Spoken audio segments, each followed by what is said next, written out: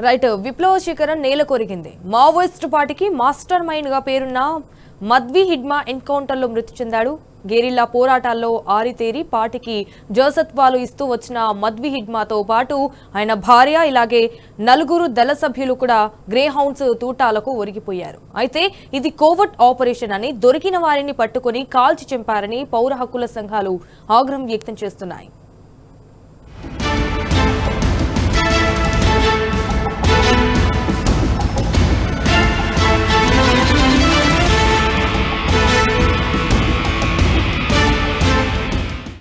Maoist party కీలక నేత, peoples guerrilla supreme leader, ఎర్రదళం సేనాధిపతి మద్వి హిడ్మా అలియాస్ సంతోష్ ఆంధ్రప్రదేశ్ పోలీసుల ఎన్కౌంటర్లో చనిపోయాడు.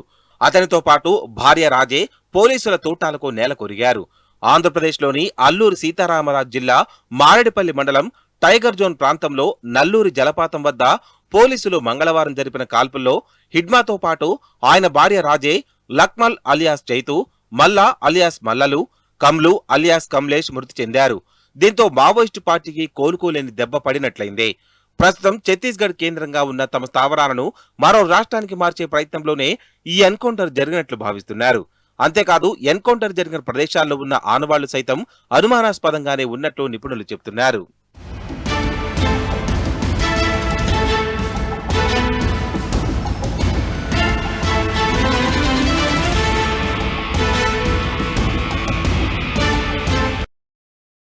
పోరాటాల్లో మాస్టర్ మైండ్ గా పేరున్న మద్వి హిడ్మా తనపై సుమారు ₹1 కోటి రివార్డు ఉందని పోలీస్ వర్గాలు తెలిపాయి. అతని భార్య రాజే తలపై కూడా సుమారు 50 లక్షల రివార్డు ఉంది. మంగళవారం ఉదయం 6 గంటల నుంచి 7 గంటల మధ్య ఎదురుకాల్పులు జరిపినట్లు ఏపీ డీజీపీ హరీష్ గుప్తా తెలిపారు. అతనితో పాటు ఉన్న మిగిలిన మావోయిస్టు కోసం కోమింగ్ ఆపరేషన్ కొనసాగుతుందని ఆయన వెల్లడించారు. ఈ ఎన్కౌంటర్ లో 2 AK-47 rifles, 1 pistol, 1 revolver, 1 single bore weapon స్వాధీనం చేసుకున్నట్లు చెప్పారు. అలాగే AK-47 కి సంబంధించిన 28 రౌండ్ల బుల్లెట్లు, పిస్టల్ కు చెందిన 5 రౌండ్ల బుల్లెట్లు, ఎలక్ట్రికల్ డిటోనేటర్లు, నాన్ ఎలక్ట్రికల్ డిటోనేటర్లు, ఫ్యూజ్ వైర్లు, 7 కిట్ బ్యాగులు, ఇతర సామాగ్రి స్వాధీనం చేసుకున్నారు.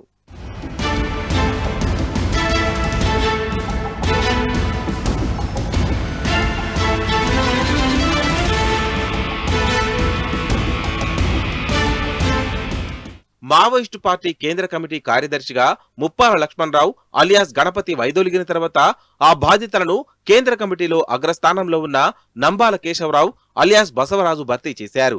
అప్పటి నుంచి మావోయిస్టు పార్టీలో అనేక మార్పులు చోటు చేసుకోవడంతో పాటు ఆ పార్టీపై కేంద్రం సైతం దశల వారీగా రూపుమార్చే ఆపరేషన్స్ లో అణిచివేత మొదలుపెట్టింది. దీంతో ఇరు వర్గాల మధ్య నెలకొన్న పోరు కొన్ని రోజులకే ఓ యుద్ధాన్ని తలపించింది. దీంతో కేంద్ర హోంశాఖ మంత్రిగా అమిత్ షా బాధ్యతలు చేపట్టాక మావోయిస్టు పార్టీపై నేరుగా యుద్ధం ప్రకటించారు. గడిచిన 2 ఏళ్లలో ఆ పార్టీపై వేలాది సైన్యంతో దాడులు జరిపి ఛత్తీస్గఢ్ దండకారణ్యం కేంద్రంగా ఉన్న మావోయిస్టు పార్టీ మూలాలను తుడిచిపెట్టారు. ఇందులో భాగంగానే ఈ ఏడాది ఛత్తీస్గఢ్ రాష్ట్రం బీజాపూర్ జిల్లా అబూజ్మడ్ అడవుల్లో వేల మంది సైన్యంతో జరిపిన ఆపరేషన్ కగార్ విజయకేతనం ఎగరవేసింది.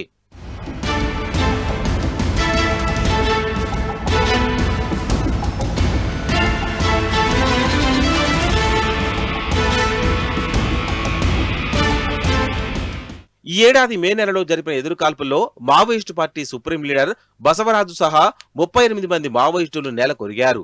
బసవరాజు ఎన్కౌంటర్ తర్వాత ఆ పార్టీ కేంద్ర కమిటీ కార్యదర్శిగా తిప్పిరి తిరుపతి అలియాస్ దేవ్జీ బాధ్యతలు స్వీకరించారు. అప్పటి నుంచి మావోయిస్టు పార్టీలో మరో వర్గంగా ఏర్పడిన కొందరు నాయకుల నుంచి యుద్ధం వద్దు, రాజీ ముద్దు అన్న స్వరాలతో వరుస రొంగుబాట్లు మొదలయ్యాయి. దేవ్జీతో పాటు హిడ్మాకి సైతం పార్టీ కీలక బాధ్యతలను అప్పగించింది. అనంతరం కొంతకాలానికి ఆ పార్టీ కేంద్ర కమిటీ సభ్యులుగా వ్యవహరిస్తున్న మావోయిస్టు పార్టీ రాష్ట్ర కమిటీ సభ్యుడు బండి ప్రకాష్ మొదలుకొని కేంద్ర కమిటీ సభ్యులుగా ఉన్న Pulluri Prasad alias Chandranna, Mallojula Venugopal Rao alias Bhupathi alias Sonu, Aasanna alias Satish ఇలా వరుసగా తమ అనుచరులతో కలిసి లొంగిపోయారు. దీంతో మావోయిస్టు పార్టీకి వరుస ఎదురు దెబ్బలు తగిలాయి.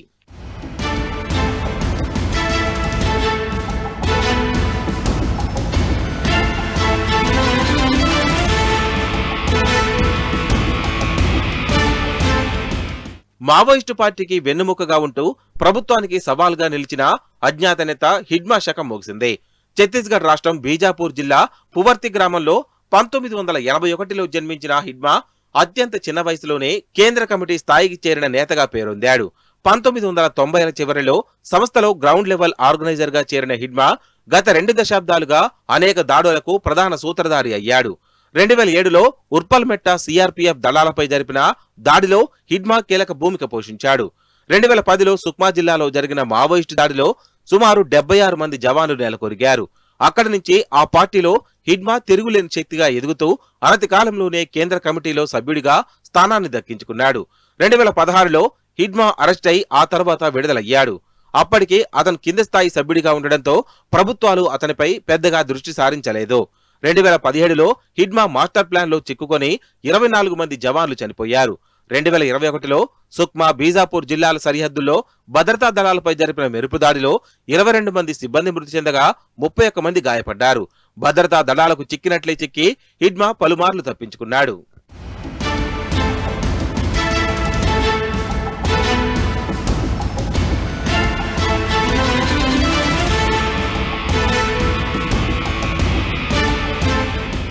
లొంగిపోయేందుకు వచ్చిన హిడ్మాను పథకం ప్రకారం కాల్చివేశారా అంటే అవుననే సమాధానం వినిపిస్తుంది. హిడ్మాది బూటకపు ఎన్కౌంటర్ అని పౌర సంఘాలు ఆరోపిస్తున్నాయి. కేంద్రానికి కొరకరాని కొయ్యగా మారిన హిడ్మాను 2025 నవంబర్ 30 లోపు అరెస్టు లేదా ఎన్కౌంటర్ చేయాలని కేంద్రం భద్రతా బలగాలను ఆదేశించింది. ఈ క్రమంలో భద్రతా బలగాల కూంబింగ్ తీవ్రతరం కావడంతో అటు మహారాష్ట్ర, ఛత్తీస్గఢ్, ఒడిశా, తెలంగాణ పోలీసుల్లో ఎవరికి చిక్కినా తనను ఎన్కౌంటర్ చేస్తారనే ఆలోచనతో హిడ్మా ఏపీ పోలీసుల ఎదుట లొంగిపోవాలని నిర్ణయం తీసుకున్నట్టు తెలిసిందే.